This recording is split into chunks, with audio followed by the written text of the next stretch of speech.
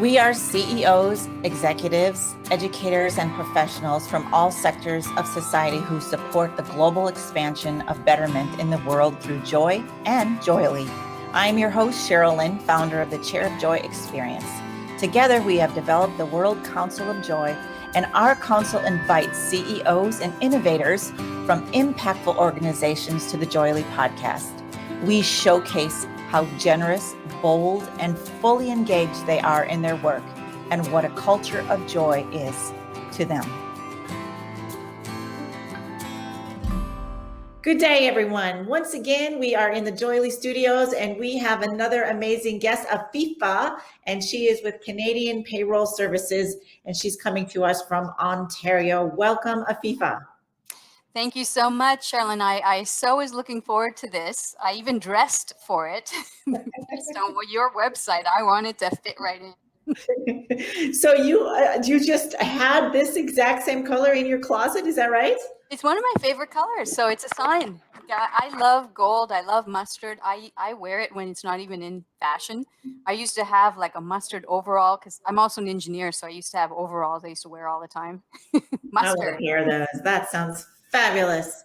So let me just bring our audience in today who are listening. JOYELY has been a process something that I've been putting together for over the last 25 years. And this Chair of Joy experience that we're going to be talking a little bit about Afifa and really talking to Afifa about who she is in the world and why she's loving and just so enamored and joyful about what it is she's doing, because that's the kind of people that once we understand who they are and how they live and what they do to impact their organizations, it all of a sudden really becomes an easy thing. So it doesn't have to be so elusive or so stressful or chaotic. So I developed the Chair of Joy basically to bring that process into an even more simplistic process. There's nothing what I like to say is don't underestimate the simplicity of joy. It is extremely impactful and powerful. In fact, one of our CEOs just said there's not enough not enough zeros at the end of a dollar sign. What could happen with the potential of increasing our teams by just even 1% overall if we focused on joy. So anyway, Afifa, please tell us about you. What is the program? You have several businesses, so let's hear what they are. And I thank you again for wearing mustard. I'm just so grateful there is a mustard, right? Close to gold. Well, I am an entrepreneur by nature. So I launched my first business 20 years ago. It was actually a very specialized recruiting company called Cronos. And what we did was we really headhunted very specific, specialized, hard to find mining engineers, infrastructure, power. A core practice right now that I'm focused on there is nuclear energy. But right now, like from that business, I actually run a lot of experiments. I'm always looking what's coming, what's going to happen to our industry, what's going to happen in the space. And COVID is a plus and a minus. It's got so much. And so we decided we're going to choose to focus on the opportunities there. And so Canadian Payroll Services, I launched out of the recruiting company. It is a payroll back office, and the niche is that 100% of our workers are people that we payroll are Canadian. 100% of our clients are not.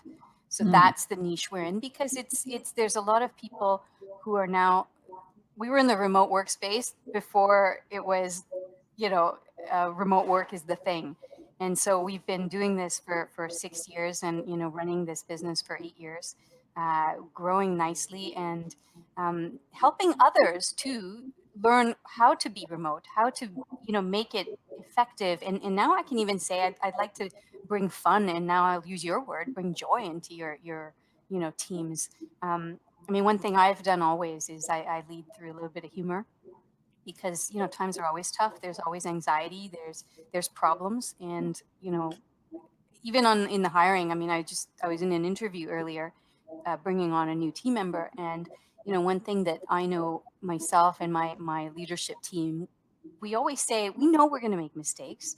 It's not about the mistakes and trying not to make them. It's how we correct and how we get ahead of it, and then turn it around for our clients and workers. Because especially in the people services business, that's all you can do. You can do the best and then make sure you address stuff for people. and that makes them happy, because the worst thing is hurting someone's payroll. There's like, we have one guy, 1 penny off in a year, and he's like nuts. So thank you for that. And welcome to the show, Afifa. And I really appreciate hearing your background and a little bit more about your process. So I heard you say that you are interviewing someone. So you do the hiring, is that right? I like to hire specific, but yes, I like to meet everybody who's coming in, but I do like it, I'm the second.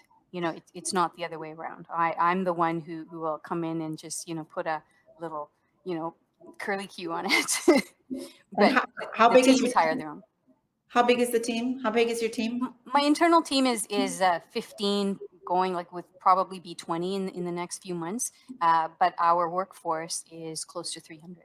Okay, so I hear your teams hire their own hirees, and you like to get a little understanding of who each individual is. I do. I love that. I was talking with one CEO and saying it's likely you have a more joyful force if you hire joyful people.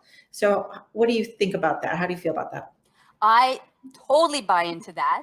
As a matter of fact, it's a gentleman who's going to start tomorrow. One of the things, like literally 5 minutes in, I was like, I don't care if he has all the skills. I want this gentleman because he's just so amazing. He's bubbly. Like he was just so present, and there was no guile. There was no, and I love that, because you can't put that on a resume. You can't. We have this motto even in the recruiting company. We often we'd hire for aptitude, we'd hire for their character, and we would train the skills. I love that. As a matter of fact, nobody, when I was running my recruiting agency, nobody came in with recruiting experience, because people get jaded in recruitment. So we hired for people who are like, very natural, easy. They're good conversationalists and problem solvers. So not much has changed. Totally. And I feel like it takes a little bit of a skill to kind of identify that. So my question to you is, what is that skill that you have? And then what is the ramification if you do the opposite? So let's say somebody's super knowledgeable and skilled, and they've got all the things on the resume checked, but they miss that thing, that easy going, conversational, joyful spirit. What is the ramification of that?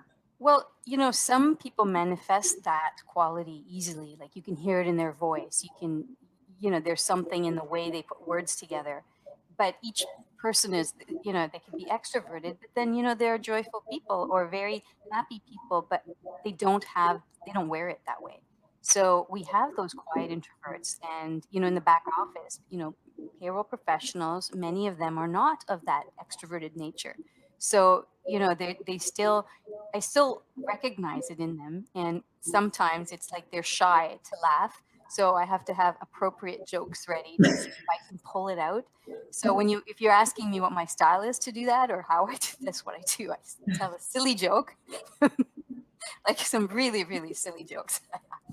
You can ask my team. They're like, oh no, she's going to say that one. For example, what is Bruce Lee's favorite drink? I don't know. Water.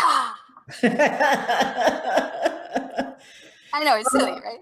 All right. So who are you, Afifa, that you got to be this joyful human being? Was there some mentor along the way or something that happened that said, this is how I have to show up?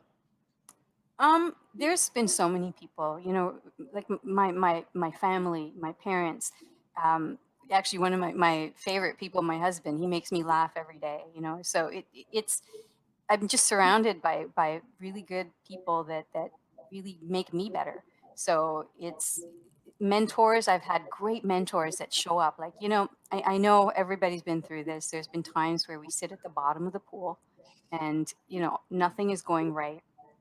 Actually, that's how my first business started. Like, I was going through a divorce. I was just been fired. My entire industry was outsourced to India and China. And so all of this stuff happened like within a few months. And I was probably like that's when I was identified ADD or something like that. So, I mean, you can choose. Here's situations that are in front of you, and how am I going to be? How am I going to respond? And so my way of being always, and this probably comes from my mom actually. What do? I make that choice. Like, what am I going to do? Where's that silver lining? And that's actually it's threaded through the business culture as well. Like, we know problems are going to come. You look for that silver thread, how you're going to turn it around. And that's how I show up. It's part of it is a choice, part of it is learning from my role models. And so when you have 300 people, I know it's not easy for you to tap into everyone all the time. So would you say that throughout the pandemic and everything, I mean, you were already a Zoomified business prior to, but would you say the morale is there? Are people working well? Are they more stressed, less stressed? What's going on? There's there's a lot of different things going on. Our particular client base, they've been working remote for some time, so it wasn't as bad for us. My internal team went through a change because we were used to working in the office because that's where we collaborate. But I found that so being busy is part of the solution. Keeping a structured, every day they're not long meetings because long is actually not that great. 5, 10 minutes, 30-minute. And every Friday we do some training that one of the teams will deliver. And this is internal. So this is one way that I keep everybody sort of engaged. And just a few months ago, we started Meditation Fridays. We have there's this fantastic woman. You probably see her commercials everywhere, which is where we found it, called Calm. So we actually, turn that on and have everybody sort of just chill, listen to Tomorrow Love It for 10 minutes. We tried also yoga. Yoga is a little harder to do with the team. Not everybody's engaged. They want to turn off their video. That's fine. So we're running these kind of experiments to see, what works. And yeah, so that's what we do. And I know that we also consult back to some of the clients and their teams. And, they're also trying different things. They many of them do the Zoom meetings, which people have found the video side is really stressful. So, we've learned some of this through anecdote that, we don't, through the week, we only have audio meetings and we turn off the video. We do video once a week and it seems to, be better for everyone because then, they're all like, okay, I don't need to have like a perfect face on, and it's okay. And that way we're also helping each other if someone's having a bad down day. I really love how engaged you are, and I can hear you in the ebb and flow of the shift and the changes, and I really appreciate that. And just hearing the fact that you turn on Calm for 10 minutes on Fridays is beyond what everybody's doing. So I just want to congratulate you on that work and that process. Thanks. I personally do it every day because this is something my husband and I love to do. It's a nice little break because it's stressful, and I think this is where we could help people. And the more we can share times, like just take 15 minutes, go for yourself, go take a walk, go do something that's not sitting in front of your machine. I love that. And if you don't mind, I'd love to introduce you to the Chair of Joy. Would that be all right? Oh, sure. The Chair of Joy really has been exactly what you're talking about. So I'm preaching to the choir here when I share this with you. But for everyone's listening, I think the ability for even your team to watch this back, people are learning a lot about their CEOs and the Chair of Joy, things that they didn't know about. For example, I had a woman sing a song, "You Are My Sunshine," and she sang it for a very specific reason. You'll have to watch the video. But the staff member who was watching said, "Oh my God, you're like human. Like I didn't know you were, out doing choir stuff, So it was really engaging and fun to watch. But basically the Chair of Joy is allowing people to kind of expand and transform the scarcity ambiance into abundance and explore boundless solutions and move from surviving to thriving. So here's what I want you to do, Afifa. Put your feet on the ground. And this is something that this process has been put together by my team, but something I've been finding in the last 25 years how to perfect it. People always say, what's stillness, mindfulness, meditation? What the heck does that mean? I don't get it. I do it wrong. What are you talking about? So this is so simple. Put your feet on the ground and people you don't necessarily need to close your eyes. You can if you want, but feel your toes in your shoes and your feet on the ground. Like literally you can count on the ground to support you. It's always there. So your feet are on the ground. Just kind of think of even 10 seconds. Think of your toes, your socks and your toes, or your shoes and your toes and your shoes. And therein lies stillness. And then look around your office or your home or wherever you are. what are the pictures? What are the things? What are the things that give you joy? And then listen. What do you hear? And then after that, after people just get still for, it could take a minute, 2 minutes, could take 5 minutes, whatever that is. It could take hours. I know one gentleman does it for, 2 hours every morning, which just seems like ridiculous, but that works for him. And then just take a deep breath. Now I want you to tap into a moment of joy, Afifa. One more deep breath. Sometime when you had it all together, things were so cool, you felt that this was the moment that you cannot wait to tell me about right now. I can feel it. What is it? It's not even work related. I remember when one of my nieces, I'm so blessed, I have 5 nieces, and it was one of my nieces, they were just literally this big, and I just had her on my chest, and she's looking up at my face. You can't see, but I have a lot of freckles. She's counting my freckles, and she's saying to me, "Oh, I wish I could connect the dots." It's I have this memory. I actually keep it because when I do feel anxious, I just kind of pull it out because I can literally feel her just on my chest, in my arms, and it's a really Perfect. nice, perfect grounding. It's a grounding, is what it is. So for everybody who's listening, what Afifa is talking about right now is something called neuroscience. She tapped into something that's already developed. She already has the joy in her. She didn't go spend any money. She didn't have to go eat something. She didn't go anywhere. She didn't buy, a new book or anything. She just sat still and tapped into a joyful moment. So Afifa, we're going to do that one more time. So one more deep breath in. You go to another place, another time, maybe yesterday, maybe when you were a kid, whatever that is. But tap into one more juicy, joyful moment. Okay. Yeah. Please tell me. So again, not a big, huge moment. It's walking. I've got a lot of great walks outside by Lake Ontario. I live by the water, and just looking up, we have this hawk that has moved into the area, and literally this hawk swoops down, and someone's paddling along the river, and it's just, I don't know where he catches a fish. And I saw this because I was standing on the bridge, and I'm just watching this in awe. And it's humorous too, because the woman in the paddle literally tipped her, almost fell out, just because it was so unexpected. Unexpected because we live in the city, and there's this hawk now, and he's probably there because of the silence of COVID now. We had this time where traffic just ground down. There's no traffic. We've never had a hawk on our river here, and it's quite a big one. He had a quite wide span, and I look right out the window because I look at the river. I sometimes see him hunting along here. Thank you. Grounding too.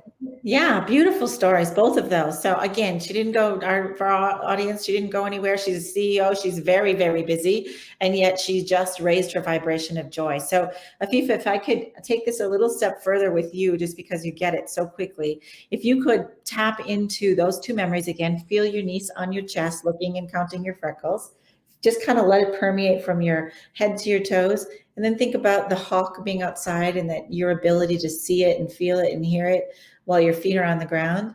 And if you could give me one word that connects the essence of those 2 memories, what would that one word be? Have you ever dropped your phone on the floor, on your face, or in some other embarrassing place? Don't you wish there was something you could attach to your phone case that would help you hold your phone so you don't have to, or at least as much? Introducing Steady Straps, a comfortable, adjustable, strong, elastic strap with 100% Velcro brand closures that helps you hold your phone more securely without dropping it and use it easier and faster, especially one-handed. It's the only smartphone grip accessory without adhesives, and it's 100% wireless charging ready without having to remove or adjust it first. Check us out at steadystraps.com and order some today. Oh my, fluid. Ooh. That's what came to my mind, fluid. And every time people do the 2 memories of joy, it's a different word, and fluid is perfect. So would you say joy is fluid for you when you're flowing and things are in movement, and that's joy for you, right? Yeah, absolutely. Yeah. So this conversation is joyful. It's like, it's amazing that you got it. Like, I've been practicing NLP for some time, and people, like, I sneak it in with my folks. So I love that you guys nailed it. It's important though, right? Because like anything, what we focus on, we get more, what we give more attention, what we give attention to, we get more of. So why is the joy, even saying the word joy, only a Christmas time or a birthday party conversation? So thank you for sharing. So I want to ask you to take that fluidity that you're talking about, this joy, this essence that you have when you're really all pistons are firing, and you're now sharing it with a group of 3,000 CEOs. What would you say to them about what they're missing or not completely understanding about your joyful fluidity? It's native. It's human. It's who we are. There's nothing to find or look or study about it. It's our essence. You know, that's, I know it sounds a little simplistic, but honestly, that's all there is. And breath. The fact that I breathe, you know, I can celebrate that in the morning. I wake up breathing, it's going to be a good day. I say that a lot, actually. Yeah, so I'm going to say yes, but only because it makes me crazy. And I know that that's what a lot of people say. Yes, but A, I'm busy. And B, how does this affect the bottom line? Oh my gosh, you know, it's difficult to measure this type of stuff. And I did love on your side, I saw somewhere the KPI of joy.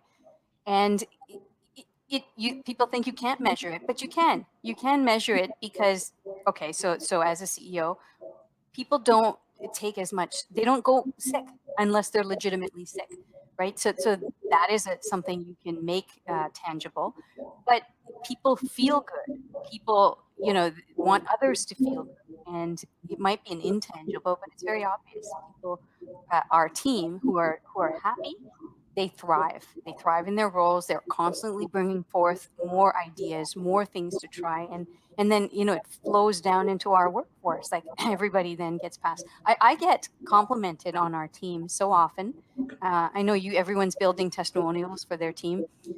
We're now at this place where people are, oh my God, that was such a great experience. And it's not like we went out for it, but maybe we should. We could do better. We could do better. But it's because people are happy. They enjoy the work they do, and it's because they're allowed to be who they are. And you know, there's no cookie cutter employee. Like every person on our teams are very different people, extroverts, introverts. Yeah, I love that. And you would agree that when your team is joyful, then you're also impacting the kinds of emails that are written and the kinds of phone calls that are taking place and the kinds of contracts that you're signing. Is that right? Yes, absolutely. As a matter of fact, here's another little trick, and it's something from, you know, my recruiter days. You pick up the phone, it's Sales 101, you put on a smile first. People will hear that in the voice. You may not have a face-to-face, but they know that you're engaged, you're smiling, and you know, you pick up a phone like this, and you know, it's now, very transparent. Bring that to Zoom now, so there's no more. You got to bring the real deal, right? Right. And I love that about this, because that's one thing about having conversations of joy. You can sense it. If you stop and you look at people and you really pay attention and give them a compliment about the color of their shirt or whatever's going on, you know, and get human, I think that you can tap into people's joy. In fact, I always say immediately, if somebody looks, you know, they're, let's get going, whatever. It's like, what's going on? Like, what's joyful for you today? Like, what is the thing that you want? And just stop for a moment and raise the vibration before the call even starts. It's life-changing as far as business is concerned. Absolutely. I love that you said that, because, you know, it's not something that we practice, but there's some people who just have it inherently. And, you know, it's interesting. Maybe that is a way that I hire, that the team leads kind of have this, and they practice it with their people. They may not know it, but, you know, in order to extract the best out of people, you know, to be engaged and not just always smiley, but, you know, ready to say and be present. Actually, to answer your earlier question, that's what I would say in a group of my peers. To be present, no matter what's going on for someone. If someone, you know, has had a death in the family, if someone is ill, if someone's, you know, just received the Nobel Peace Prize, same. I'm listening. I'm there. I'm not following 3 other screens, because, you know, I've done it, and it's not a good way for me. I don't feel good when I'm not present with people, especially when they have issues to share. I hear you. I totally agree. And would you say that when your team, so what I like to say is joyful is great. I don't use the word happy, by the way, because happy I feel is fleeting. It's almost like fear and worry. Happy kind of comes and goes. Like I eat a burger and I'm happy, and then I'm not so happy because I don't feel so well. But joy is sustaining. Like to say the word joy and to continue the conversation and building a culture of joy is great. I think joy is all that's super. But wouldn't you say that you as a human being can then expand, right? As a human being, through experience of paying attention to joy, there's more possibility and creation and inspiration and productivity for you. Is that right? Absolutely. Yeah. And such a simple 3-letter word, right? Yeah. The word itself embodies its nature. Yeah. Well, I thank you for using the word. I mean, I just think that in general, if we just even said the word more on a daily basis, I think that would be super and powerful and more impactful for all. Well, you know, and now that we've had this chat, it's going to be threaded through my Friday call. Who's joyful today? Let's get a joyous story going. So thank you for sitting in the chair of joy. I have a few more questions. Where is your chair of joy? If you could take it away from your office, where are you sitting? Oh, I'm in my home office then. I love my home. We did a reno just before COVID. We're so again, blessed, always lucky. And so I love actually working from home now. And nobody wants to go back. And I said, sure, let's everybody just stay the course, remote forever. I love that. Yeah, I love it. And it's probably because, you know, I'm in a good spot, and I'm very lucky. We have really nice outdoors, so we go out like 4 or 5 times a day just to, you know, enjoy the walks. That's where I would be, where I am. That's where you are. And I just want us to acknowledge everyone listening to hear what Afifa is saying. She takes time 3 or 4 times a day to focus on joy. She puts her feet on the ground. She's listening. I bet you're quiet. You're looking around at nature, whatever you're doing, and you're being very present. And therein lies success. And I just think that you are the history or the lesson for us today. So I appreciate that. Well, thank you for saying that. It's you know, it's a long standing. I guess it's a routine. I've always walked in the morning. I try to do it with the sunrise, so it changes through the day. But without that even if it's just 15, 20 minutes, I feel different. Like my day doesn't go as well if I miss that. So Would you say your team is aware of your practice? Obviously, you're doing meditation at work, but it's always about walking your talk, right? And so they see who you are, and it looks like they probably know who you are. So it's got to be osmosis for them as well. Well, I hope so. I'll ask, but you know, I also give people flexibility to make their day the way they want. Like we have these structured times where everyone's together, and then outside of that, you know, people have children, people have parents, people have other. Actually, one of our teams, so funny. She used to have a hamster. her hamster was very needy. We used to have like hamster memes throughout. So yes, I would hope that they do know, and people do take the time because it's important. And I think it absolutely comes back to productivity. Well, I would love to share the Chair of Joy experience with them and you. I'll put it in writing. And if you want to share it with them or get them all on a Zoom meeting together sometime on a Friday instead of meditation, I think that would be super fun. Okay. So like what? Sounds like a great idea. What would you say your biggest takeaway today is? And secondly, anything else you want to leave with our audience, AKA CEOs or C-levels who are maybe not feeling are feeling more of the impact of the pandemic than you are? Well, it's not that we're not feeling it. It's the choice. And what I would say to people is it is a choice that, you know, you could feel anxious, and I do on a regular basis. I'm anxious for myself. I'm anxious for my team, my remote team. I have developers in India who are really suffering. You know, we've had a couple of their deaths in the family, but, you know, how do we support them? We don't support them by also going down. It's like what you said that I really appreciate is to elevate the vibration. And we don't talk in this language. We don't use these words because, you know, society mainstream may say, oh, that's very fluffy. It's not. You know, if we're going to make these type of changes, which I love what you're doing, I went through your messaging, and I think the language we as leaders need to incorporate the language in our daily lives, in how we appear and work with our people. And that's the only way, because if we shy away from it and don't use these joy, happiness, grounded, present, if we don't use these, then I think we've missed the opportunity to elevate. And it's not just us. We're then elevating our neighborhood, our cities, our states and provinces. And I think, probably that's what your intent was, to get around the globe like this. Well, exactly all of that, but think of it even one step further. I rarely say this out loud, but to you, Afifa, I'm going to. It's like, think of the climate change and social justice and sex trafficking and suicide. Yes. Like, what if there was a chair of joy opportunity in high school at the counselor's office, and all seniors and juniors and sophomores had to go through the process, or at least understood it, so that they could put their feet on the ground and call in joyful moments. Like, what can we do to our government? What's possible?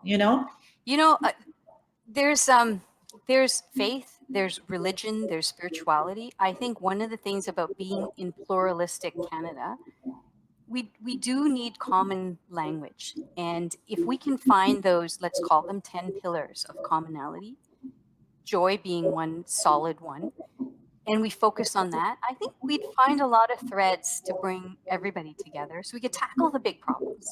Poverty, climate change. And climate change is going to destroy everything unless we are all acting together, without agendas, without those things that will bring us down. There's always a solution. There's always a silver lining or a gold mustard lining.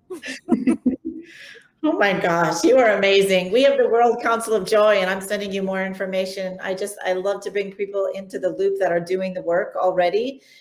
You hit it on the head. Joy is not a religion. It's not exclusive, right? It's something that's our basic human right and that we all yearn for. And just what if we all could have more of it? What would that do for us as a race? Absolutely. I really appreciate what you're doing, by the way. It's not often that I see something that I've considered intangible made tangible. And, even the language that you've used, I'm sure it's taken iterative time to come to it, having had to do things like that myself, but I love it. I love how you've packaged it, because joy, it's so much fun. I love it. So everybody who's listening, you can support us by doing a Chair of Joy experience 3 times a day. Simply sit still, look around, feel, pay attention to what you hear, and call in a couple of joyful memories. And do it before the chaos and the stress and the worry show up. Like, don't be like pulling your hair out when you decide to go take the walk. Schedule it in. Put stop on your calendar 3 times a day. What do you have to lose? And you can also go to JOYELY website and buy something. There's a little JOYELY thing that's on the back of our phone to help people remember, actually. So that's kind of cool. It's called a steady strap. So that's fun. So what would you like to leave our audience with? Any last final words or takeaway? Love to hear from you, Afifa, and hopefully we can stay in touch for a long time. Oh, that would be great. I just want everyone to have a blessed day and think good thoughts, get those few memories and just, bear hug them. Beautiful. All right. You have a great day and enjoy that hawk. This show has been produced by Market Domination, LLC. To discover how you can have your own show completely done for you and turn it into a real published book and become the authority in your marketplace, go to www.marketdominationllc.com/podcast offer.